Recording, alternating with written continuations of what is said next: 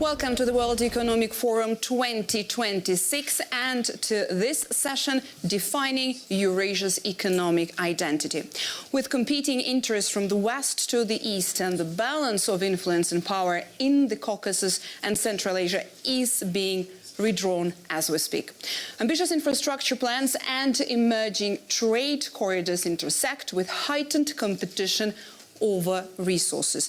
How can the region make the most of these expanding routes and strengthen its role within them? This is what we're going to discuss today at the session, and it is my greatest honor to introduce the speakers of this session.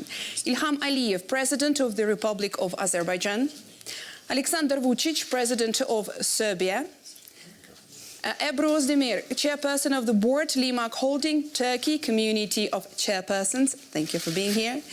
And Vagan Khachaturian, President of the Republic of Armenia. My name is Sasha Vakulina. I'm Euronews EU correspondent. It's my great honor to be moderating this session at WEF today and to be with you. I'm going to be starting slowly, and I'm going to just go into the beginning of this session, if I may, to open it and, to get into it.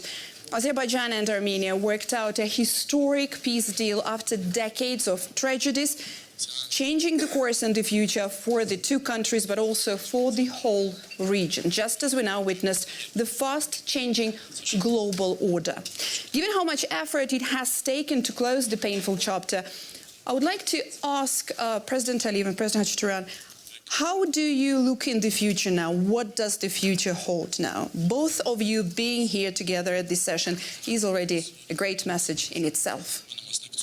Yes, you're absolutely right. It was a historical achievement last August when two countries initialed peace agreement, thus putting end to 3 decades plus of war and bloodshed. The uniqueness of this peace deal is that it was signed less than in 2 years after the last bloody clash. So it demonstrates that if you have a strong political will from both sides and commitment to peace, then you can reconcile in a relatively short period of time. What has been signed today is transforming into the practical results. Not only we live in peace for 5-6 months only, and we enjoy this situation. Neither Armenia nor Azerbaijan, as independent countries, ever lived in peace. When we became independent in 1991, we were already at military standoff. But today, the benefits of peace are reflected into beginning of cooperation. First, cargo from Azerbaijan of critical products, oil products, are being transported to Armenia, and in itself, it brings the prices down. So it was absolutely unimaginable maybe 2 or 3 years before, but today it is a reality. And I think nothing can interfere into this process.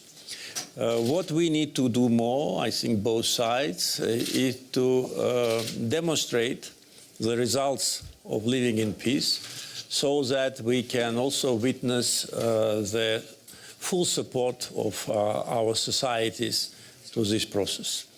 But I am very optimistic because really what has been achieved is a tremendous benefit to Armenia, to Azerbaijan, to Southern Caucasus, and it sets an example of how the countries which were in very deep hostile terms now transform into phase of cooperation.